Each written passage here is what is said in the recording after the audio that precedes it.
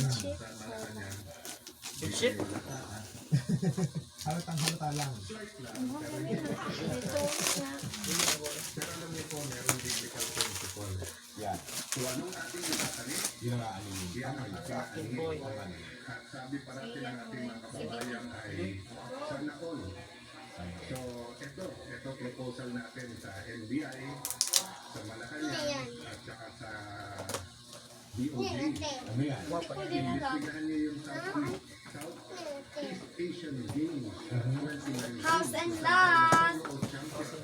At sinimula ng buong inyo lahat. We will support Yun. totally. At sinabi kong we, ako, at Apa yan? hinihimo ko lahat ng mamamayan support ng investigasyon na yan.